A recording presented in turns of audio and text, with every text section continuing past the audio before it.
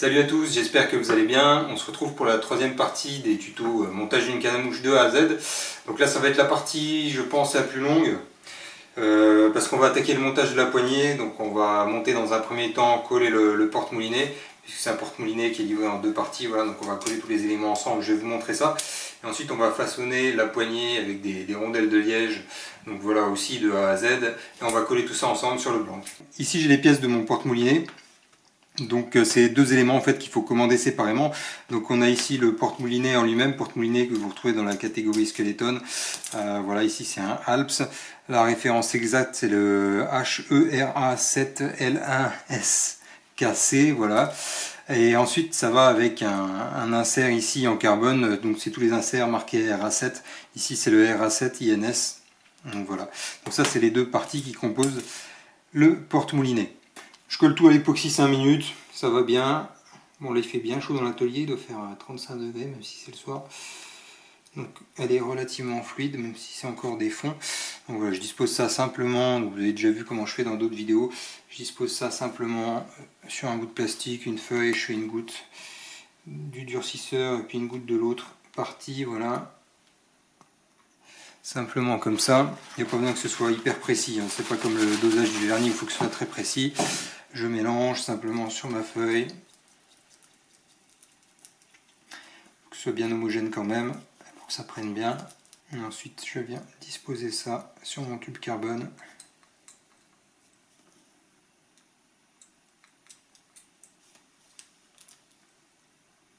Voilà, comme ça, je viens simplement les enfiler.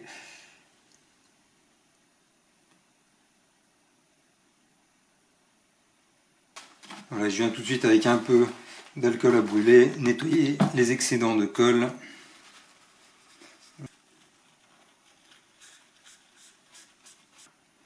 Voilà, et on laisse sécher 5 minutes.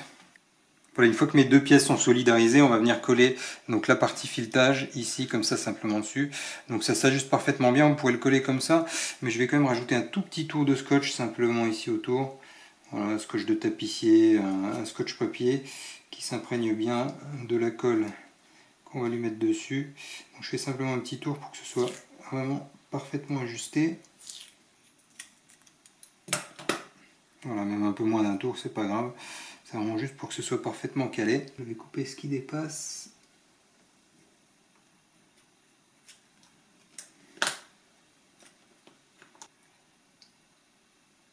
Voilà, c'est parfait. Là, vraiment, il n'y a plus de jeu, donc il n'y a plus qu'à coller. Donc même technique, on met de l'époxy, on colle, on laisse sécher au moins 5 minutes. Après ça polymérise en un peu plus longtemps, mais bon là c'est pour refaire les collages d'après, 5 minutes ça suffit pour que ça prenne. Ensuite on va venir coller la partie qui va accueillir ici le pied du porte-moulinet. Donc je ne sais pas si on voit, il y a la petite encoche pour le pied du porte-moulinet qui va se monter ici. Alors simplement j'ai fait un demi-enroulement de scotch pour que ce soit aussi parfaitement ajusté. Donc le demi-enroulement de scotch c'est pas sur l'encoche bien sûr. Voilà, donc ça va venir se fixer comme ça.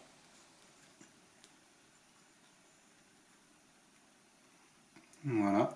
Donc là c'est pareil, comme il y a l'encoche du porte-moulinet ici, on va pas mettre de colle à cet endroit là, on va mettre de la colle partout ailleurs. Donc là il n'y a pas beaucoup de surface de collage, donc c'est important de mettre de la colle quand même bien répartie partout. Bon, normalement si c'est bien fait, ça bouge pas, et puis il faut quand même éviter de mettre trop de colle, j'aime pas mettre trop d'époxy, ça alors dit les choses pour rien, en général. Voilà, là c'est une canne à mouche, hein, c'est pas une canne exo, hein. On utilise de la simple époxy 5 minutes, ça tient largement, c'est suffisant. Ensuite je viens assembler mes deux parties. Voilà, simplement comme ça. Et on va enlever pareil de la même façon les excédents avec un essuie-tout et puis un petit peu d'alcool à brûler. Voilà, une fois que c'est sec, on obtient ça. Et donc là, notre porte-moulinet en lui-même, il est terminé. Donc c'est rapide, hein, il y a juste deux éléments à coller, trois éléments à coller. Donc pour mettre le porte-moulinet, on a la première bague avec la petite encoche qui vient ici, qu'on enfile ici. Ensuite la bague de serrage. On visse, on visse, on visse. Et puis simplement, voilà, comme un moulinet classique, hein, on enfile ici, tac, le pied du porte-moulinet. On serre et puis voilà. Ici j'ai une canne du commerce, voilà, donc une ancienne canne que j'ai, donc avec un montage classique, donc avec le porte-moulinet comme ici qui vient dans ce sens-là, qui vient s'insérer ici dans la poignée, avec l'argot un peu plus large, qui vient se mettre dans la poignée, simplement comme ça. Donc on a notre moulinet qui se retrouve ici, voilà, comme ça, serré, voilà. Ici comme ça simplement. Donc ça c'est le montage classique. Moi ce que je vais faire un montage inversé. Alors dans le round building c'est ça qui est bien, c'est qu'on fait exactement ce qu'on veut. Donc simplement ce que je vais faire, moi je vais retourner la pièce ici. Donc je vais la mettre à l'envers et je vais mettre mon talon de combat ici. Je vais le mettre ici. Ce qui fait que je vais avoir mon moulinet en fin de compte qui va se retrouver ici plus sur l'arrière. Alors pourquoi je fais ça? Simplement parce que moi je pêche tout le temps avec des Vivarelli et c'est un moulinet qui est relativement léger et comme quand on pêche en infophile on a toujours le bras tendu, la canne devant soi, il faut l'équilibrer et avec un moulinet léger pour l'équilibrer la solution c'est de reculer le plus possible le moulinet et donc avec ce montage là inversé je vais avoir le moulinet vraiment à l'arrière de la canne. Voilà, donc je vais avoir mon talon de combat qui va arriver ici. Donc pour le composer, j'ai simplement une rondelle pleine en composite ici, et puis une rondelle un peu voilà que je trouvais esthétique avec aussi du composite et puis du liège aggloméré. Donc voilà, qui va venir comme ça. On va aller rimer au bon diamètre pour que ça vienne s'enfiler comme ça. Donc dans un premier temps, on va s'occuper de cette pièce-là, et donc je vais d'abord rimer la pièce avec le trou ici pour qu'elle vienne s'enfiler parfaitement ici, avant de coller les deux ensemble et de tourner les deux ensemble. Voilà, donc j'ai mon rimeur et puis on va y aller au fur et à mesure, on va changer de rimeur au fur et à mesure. Donc on y va tranquillement.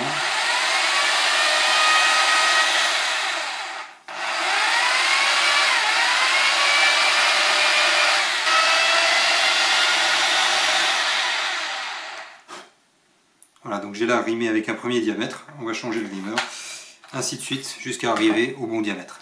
Voilà, j'ai fini la pièce, ça a pris un peu plus de temps que prévu parce que j'avais pas le rimeur au bon diamètre, là c'est vraiment rimé large, donc j'ai dû finir à la main, voilà, une bonne galère, mais bon, on aime ça, rimer, voilà, et puis ça s'ajuste parfaitement, voilà ici comme ça, et puis maintenant je vais venir coller simplement mon butt ici plein qui est pas percé, comme ça dessus, hop.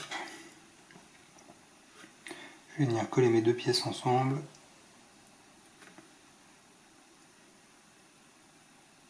Voilà, il n'y a plus qu'à laisser sécher, je vais laisser sécher toute la nuit comme j'ai pas le temps de tourner ce soir. Et puis demain matin on va tourner la pièce pour faire un joli butt. Pour la réalisation de la poignée, donc je vais coller les rondelles entre elles pour faire la poignée et ensuite la tourner. Et pour coller les rondelles entre elles, j'ai un outil qui est tout con. Voilà, c'est simplement deux planches en bois avec trois trous comme ça, au même endroit, donc que j'ai percé simplement comme ça. Donc, vraiment tout bête. Deux tiges filetées de 50 cm ici, avec des écrous papillons. Voilà, une tige filetée qui va venir se mettre de chaque côté, avec les papillons de l'autre côté pour qu'on puisse resserrer le tout. Et puis une longue tige sur le trou du milieu où je vais enfiler les rondelles pour les guider, pour qu'elles pas qu'elles glissent quand on les colle. Donc je vous montre tout ça. La poignée elle devrait se présenter comme ça, donc l'arrière ici, l'avant ici. Voilà, donc avec des rondelles composites du plus sombre, avec du liège top floor au milieu, jusqu'à l'avant. Alors à savoir que si vous voulez faire une poignée le plus léger possible, il faut utiliser du liège, donc une rondelle en liège c'est à peu près 2 grammes. Une poignée comme ça ici en composite c'est 5 grammes, donc c'est beaucoup plus lourd. Mais moi ça va me permettre d'équilibrer la canne, voilà, comme je n'aurai pas beaucoup de poids à l'arrière avec le Vivarelli et puis beaucoup de poids vers l'avant puisque je vais pêcher surtout pointe vers le haut de la canne, il me faut du poids à l'arrière, donc moi c'est vraiment pas dérangeant d'avoir un peu plus de poids au niveau de la poignée. Voilà, là je prépare mon mélange, donc simplement comme ça, je vais venir l'appliquer entre chaque rondelle. Donc là j'utilise toujours de l'époxy 5 minutes. L'idéal ce serait d'utiliser de l'époxy plus lente, j'en ai aussi mais j'ai la flemme et puis ça prend trop de temps à sécher pour moi. Donc il va falloir travailler quand même assez vite pour coller toutes les rondelles. Donc il y a une quinzaine de rondelles. Donc voilà, il va falloir être assez rapide pour pas que la tige du milieu soit prise dans les rondelles. On va essayer de travailler vite, donc ça sert à rien de mettre trop de colle. Allez, on y va.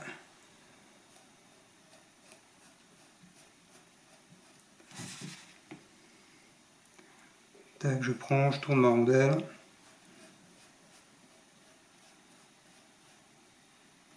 Je viens, je plaque. Et ainsi de suite comme ça, avec toutes les rondelles.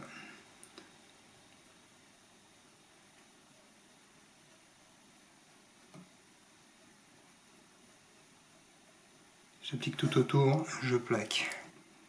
Voilà, la dernière, hop. Voilà, finalement j'ai été largement assez vite, on voit que la colle elle se travaille encore très très bien. Donc il n'y a pas de souci. Voilà, hop. Je viens mettre ma dernière rondelle. Voilà, et ensuite je viens simplement hop, plaquer contre. Et puis là on va serrer maintenant. On va serrer tout ça. Donc on vient serrer un côté, l'autre côté au fur et à mesure.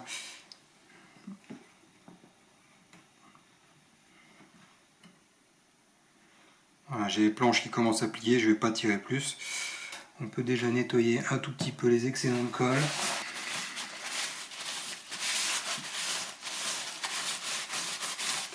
Voilà, là je contrôle mon pot, il commence vraiment à durcir. Donc je vais tirer tout de suite ma tige. Hop. Parce que si on ne la tire pas tout de suite, après on n'arrive plus à l'enlever. Donc je tire ma tige. Et normalement tout devrait rester en place. Comme ça a commencé légèrement à prendre, donc on va y aller doucement. Voilà, nickel, c'est bien ça. C'est pas mal. Voilà, donc tout est bien en place. On va laisser sécher ça cette nuit et puis demain matin on pourra tourner ça avec la perceuse. Après une nuit de séchage, on va pouvoir démouler, sortir la poignée, hop. Voilà ce qu'on obtient. Alors pour l'instant c'est moche, voilà. On va voir si on arrive à tirer un joli signe de ce vilain petit canard. Et puis si on a le butt, voilà, donc on va tourner tout ça, je vais vous montrer tout ça. Voilà, ça c'est l'installation pour tourner, donc c'est tout simple, c'est une perceuse coincée dans un étau. Ici un support en bois que j'ai percé, la tige filetée, ici, puis on va venir enfiler ça ici dedans, là c'est avec des écrous papillons, voilà simplement, et puis on va faire tourner. Là, je suis pas branché. Puis on va faire tourner, avec du papier de verre, on va venir poncer la poignée.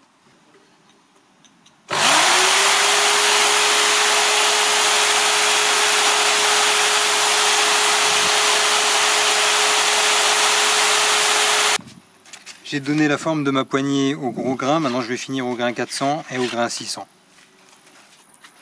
Une fois que j'ai fini de poncer au grain fin, je prends juste encore 3 étapes. Je prends un chiffon mouillé, donc je passe un chiffon mouillé sur la poignée, ensuite je sèche avec un autre chiffon et ensuite je mets de l'huile de lin toujours autour pour les finitions.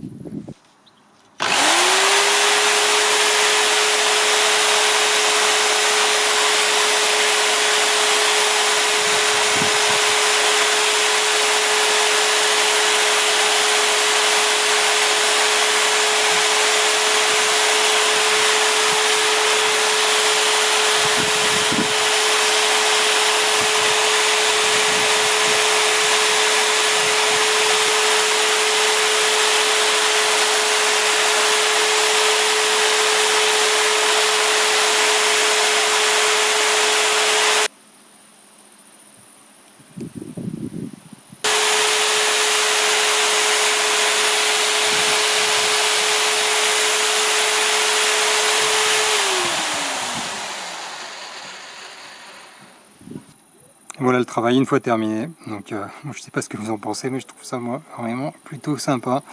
Une belle poignée, voilà, un peu plus large que les poignées du commerce parce que c'est souvent des toutes petites poignées toutes fines dans le commerce. Donc là j'avais envie d'un truc un peu plus épais qui me tienne mieux dans la main. Voilà, je suis content de moi. Belle poignée.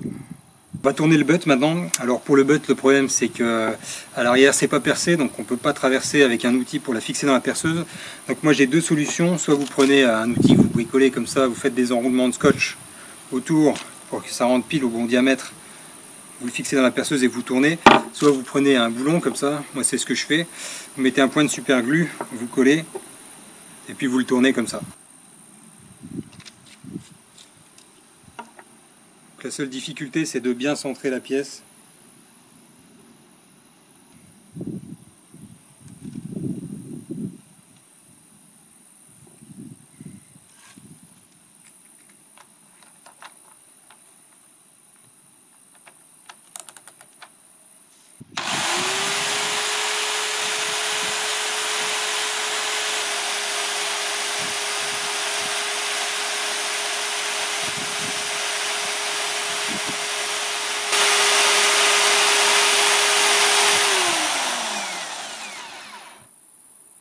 Voilà, le butt est fini de tourner, donc maintenant on va retirer on va essayer de décoller le boulon sans faire de bêtises.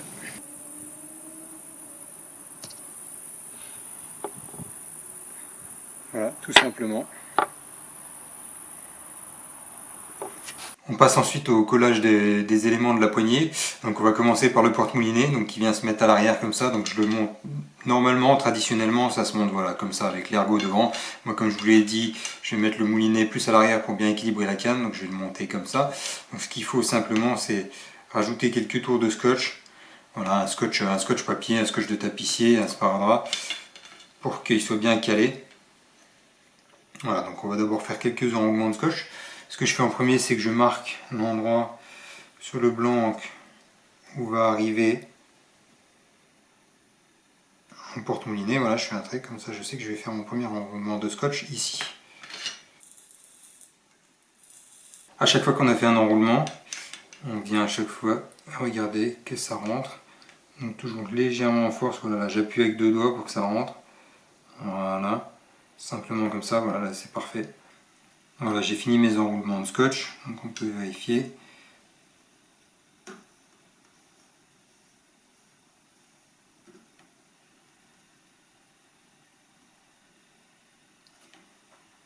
Voilà, c'est parfait, là ça bouge plus, il n'y a plus qu'à coller.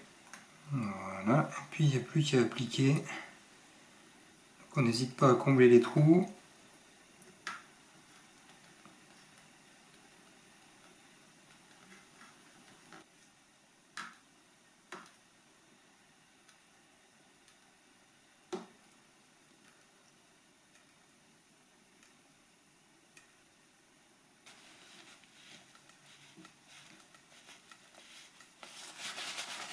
Une fois qu'il est en place, on vient aligner bien l'insert du pied du porte-moulinet qui est ici sur l'axe de l'épine, enfin, sur l'axe de travail du blanc, là où on va mettre les anneaux. Je vais juste encore profiter d'avoir fait trop d'époxy pour coller le butt.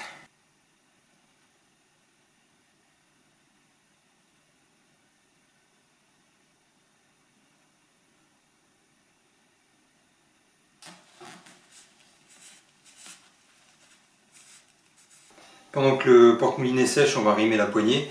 Donc là, il n'y a rien de compliqué, la perceuse, le rimeur, on enfile. Voilà. Et puis on va tourner ça tranquillement.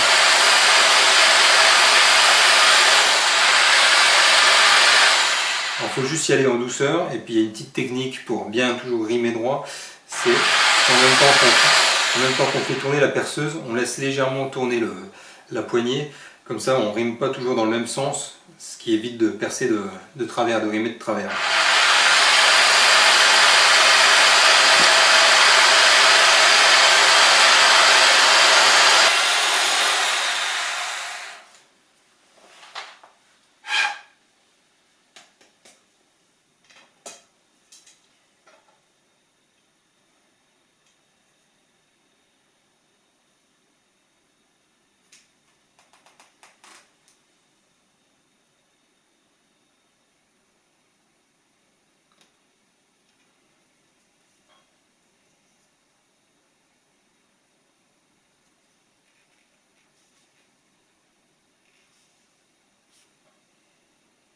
J'en profite d'avoir ma colle, hop, pour venir coller ma petite bague qui s'ajustait parfaitement.